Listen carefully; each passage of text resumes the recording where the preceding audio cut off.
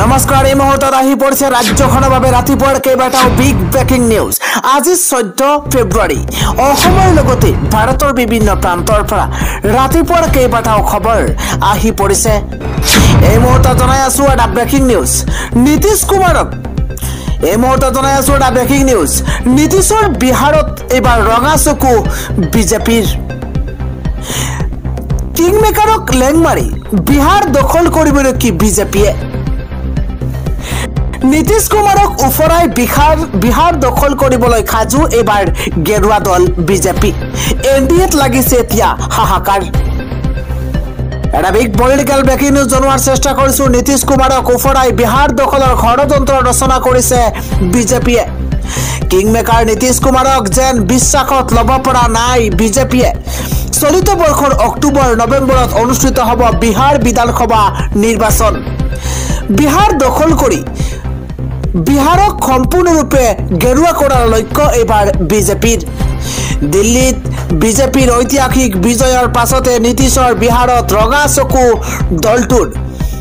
বিহাৰত এনডিএ চৰকাৰৰ বিপৰীতে অকল বিজেপিয়ে শাসন কৰাৰ ষড়যন্ত্ৰ ৰচনা কৰিছে।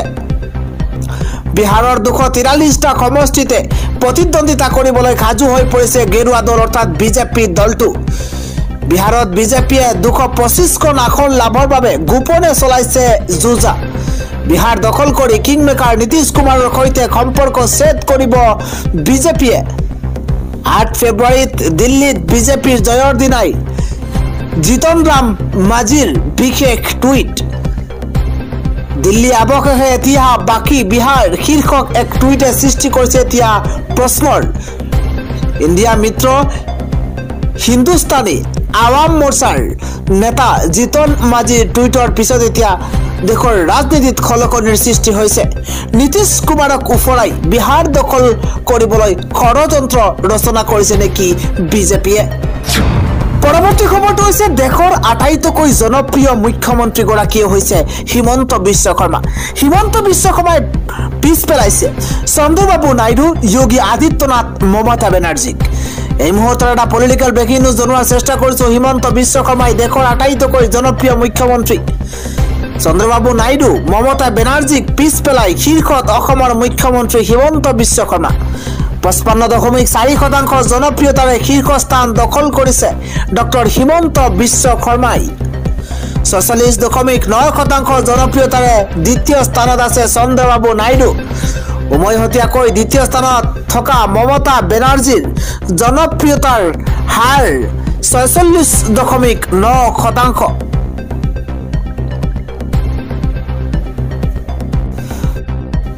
আৰু 38.9% জনপ্ৰিয়তাৰে তৃতীয় স্থানত কৰ্ণাটকৰ মুখ্যমন্ত্ৰী সিদ্ধাৰামায়া।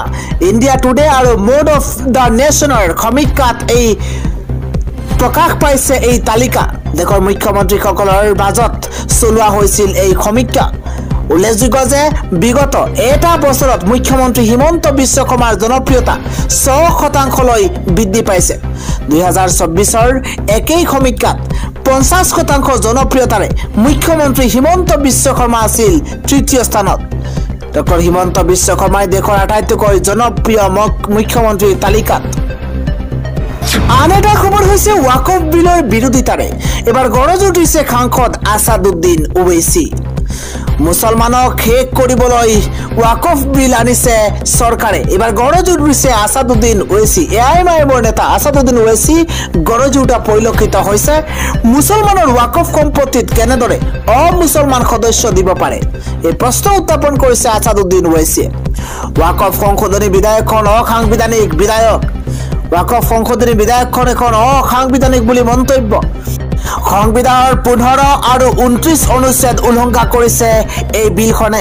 লগতে মুছলমানৰ পৰা ৱাকফ সম্পত্তি কাঢ়ি নিবলৈ বিচৰা হৈছে। ৱাকফ বিধেয়ক সন্দৰ্ভত জেপিচিৰ প্ৰতিবেদনক লৈ আছাদুদ্দিন ওৱেইচিয়ে এই প্ৰতিক্ৰিয়া প্ৰকাশ কৰিছে। আজি ৰাতিপুৱা আন এটা গুৰুত্বপূৰ্ণ খবৰ হৈছে মণিপুৰত ৰাষ্ট্ৰপতি শাসন বলবৎ কৰা হৈছে। এটা গুৰুত্বপূৰ্ণ খবৰ আজিৰ পৰা বলবৎ হৈছে ৰাষ্ট্ৰপতি শাসন। ৰাজনৈতিক অচলাৱস্থাৰ বাবেই মণিপুৰত ৰাষ্ট্ৰপতি শাসন। এন বীৰেন সিঙৰ পদত্যাগৰ পাছতেই মণিপুৰত ৰাজনৈতিক অচলাৱস্থাৰ সৃষ্টি হৈছে। এটা গুৰুত্বপূৰ্ণ খবৰ 9 ফেব্ৰুৱাৰীত মুখ্যমন্ত্ৰীৰ পদৰ পৰা পদত্যাগ কৰিছিল এন বীৰেন সিঙে ৰাষ্ট্ৰপতিৰ হৈ ৰাজ্যপালে চলাব মণিপুৰৰ শাসন এন বীৰেন সিঙৰ পদত্যাগৰ পাছতেই ৰাজ্যপাল অজয় ভল্লাই ৰাজ্যখনত ৰাষ্ট্ৰপতি শাসনৰ দিছিল পৰামৰ্শ মেইটেই আৰু কুকু জনগোষ্ঠীয় সংঘৰ্ষৰ বাবেই সমালোচিত হৈ পদত্যাগ কৰিছিল মুখ্যমন্ত্ৰীয়ে আজি ৰাজ্যপালৰ সৈতে অৰ্ধসামৰিক বাহিনীৰ বিষয়াৰ জৰুৰী বৈঠক মণিপুৰত অৱশেষত ৰাষ্ট্ৰপতিৰ শাসন বলবৎ কৰা হৈছে ৰাতিপুৱাৰ পৰৱৰ্তী গুৰুত্বপূৰ্ণ খবৰ হৈছে গৌৰৱ গগৈৰ পত্নী পাকিস্তানী সম্পৰ্কক লৈ মুখ্যমন্ত্ৰী আন এক বিস্ফোৰণ মুখ্যমন্ত্ৰীগৰাকীয়ে কয় যে নাম নাই এবাৰ এলিজাবেথৰ গৌৰৱ গগৈৰ পত্নী এলিজাবেথৰ নাম নাই গৌৰৱ গগৈৰ পত্নী পাকিস্তানী সম্পৰ্কক লৈ মুখ্যমন্ত্ৰী হিমন্ত বিশ্ব শৰ্মাই আন এক বিস্ফোৰণ ঘটাইছে গৌৰৱ গগৈৰ পত্নী এলিজাবেথে ভাৰতীয় নাগৰিকত্ব লোৱা নোলোৱাক লৈ উত্থাপন হৈছিল প্ৰশ্নৰ মুখ্যমন্ত্ৰীয়ে ৰাজহুৱা কৰিছে গৌৰৱ গগৈৰ পৰিয়ালৰ ভোটাৰ তালিকাৰ প্ৰতিলিপি এটা পলিটিকেল ব্ৰেকিং নিউজ গৌৰৱৰ পৰিয়ালৰ প্ৰতিগৰাকী সদস্যৰ নাম অন্তৰ্ভুক্ত আছে কিন্তু ভোটাৰ তালিকাত নাম নাই গৌৰৱ গগৈৰ পত্নী এলিজাবেথৰ গৌৰৱ গগৈৰ পত্নী পাকিস্তানী সম্পৰ্কক লৈ মুখ্যমন্ত্ৰীৰ আন এক বিস্ফোৰণ গৌৰৱ গগৈৰ পত্নী এলিজাবেথে ভাৰতীয় নাগৰিকত্ব লোৱা নোলোৱাক লৈ প্ৰশ্ন উত্থাপন হৈছিল মুখ্যমন্ত্ৰী অৱশেষত ৰাজহুৱা কৰিছে গৌৰৱ গগৈৰ পৰিয়ালৰ ভোটাৰ তালিকাৰ প্ৰতিলিপি আজি ৰাতিপুৱাৰ পৰৱৰ্তী আন এটা ডাঙৰ খবৰ হৈছে কালি নিশাৰে পৰা আৰম্ভ হৈছে ৰাজ্যৰ বিভিন্ন প্ৰান্তত ধুমুহা শিলাবৃষ্টি আমি জনাই আছো এটা ডাঙৰ খবৰ ভয়ংকৰ ৰূপত আহি আছে ধুমুহা শিলাবৃষ্টি কিয়নো কালি নিশাৰ ভাগৰ পৰা ৰাজ্যৰ বিভিন্ন প্ৰান্তত আৰম্ভ হৈছে ধুমুহা শিলাবৃষ্টি ভয়ংকৰ শিলাবৃষ্টি ধুমুহাৰ আগজাননী বতৰ বিজ্ঞান কেন্দ্ৰৰ ৰাজ্যৰ প্ৰতিখন জিলালৈকে সতৰ্কবাণী জাৰি কৰিছে বতৰ বিজ্ঞান কেন্দ্ৰই উজনিৰ কেইবাটাৰ প্ৰান্তত আৰম্ভ হৈছে শিলাবৃষ্টিত বহুকেইটা বাসগৃহ ভাঙিছে প্ৰচণ্ড ধুমুহা বৰষুণে কথমপি প্ৰাণ ৰক্ষা পৰিছে কেইবাটাও পৰিয়ালৰ ধুমুহা বৰষুণত এতিয়া হাহাকাৰ পৰিৱেশৰ সৃষ্টি হৈছে নিশাৰে পৰা উজনি অসমৰ বিভিন্ন প্ৰান্তত ধাৰাসাৰ বৰষুণ আৰু ধুমুহাত বিস্তৰ ক্ষতিসাধন হৈছে বুলি জানিব পৰা গৈছে পৰৱৰ্তী খবৰটো হৈছে কালিৰ পৰা ৰাজ্যত আৰম্ভ হৈছে উচ্চতৰ মাধ্যমিক চূড়ান্ত পৰীক্ষা আৰু উচ্চতৰ মাধ্যমিক চূড়ান্ত পৰীক্ষাত এইগৰাকী 48 বছৰীয়া ছাত্ৰই পৰীক্ষা দিবলৈ আহিছে দুই সন্তানৰ পিতৃ ছাত্ৰজনে 2 বছৰ পূৰ্বে মেট্ৰিক পৰীক্ষাত উত্তীৰ্ণ হৈছিল মেট্ৰিক পাছ কৰিছিল এই ছাত্ৰগৰাকী আৰু অৱশ্যে এই বয়সত পৰীক্ষা দিবলৈ অহাৰ আঁৰত আছে ছাত্ৰগৰাকীৰ আন এটাও কাহিনী ৰাতিপুৱাৰ পৰৱৰ্তী ডাঙৰ খবৰ হৈছে 4 দিন ধৰি বন্ধ অসম সচিবালয়ৰ কাম-কাজ অচল হৈ পৰিছে ই অফিচ ডাঙৰ খবৰ এই মুহূৰ্তত 4 দিন ধৰি বন্ধ অসম সচিবালয়ৰ ই অফিচৰ কাম-কাজ অচল হৈ পৰিছে ই অফিচৰ কাম-কাজ আৰু অসম চৰকাৰৰ বিভিন্ন বিভাগৰ ই অফিচৰ কাম-কাজ বন্ধ হৈ পৰিছে ই অফিচৰ দায়িত্বত আছিল ৰেলটেলৰ নামৰ এটা সংস্থা ইতিমধ্যে সংস্থাটোৱে দিছে এখন জাননী সাৰ্ভাৰ ডাউন ফাইল হেকৰো আশংকা ব্যক্ত কৰিছে সংস্থাটোৱে 4 দিন ধৰি বন্ধ অসম সচিবালয়ৰ ই অফিচৰ কাম-কাজ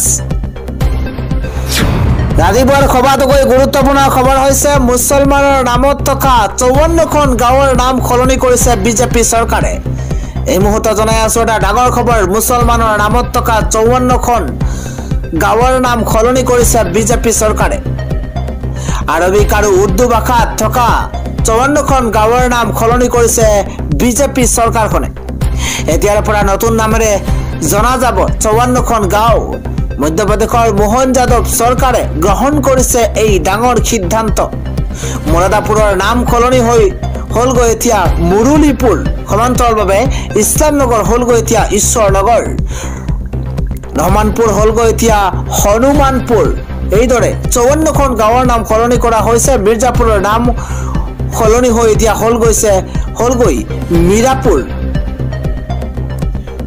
শমশাবাদ হলগৈ এতিয়া শ্ৰামপুৰ আৰু এইদৰে 54খন গাঁৱৰ নাম এতিয়া বিজেপি চৰকাৰে সলনি কৰিছে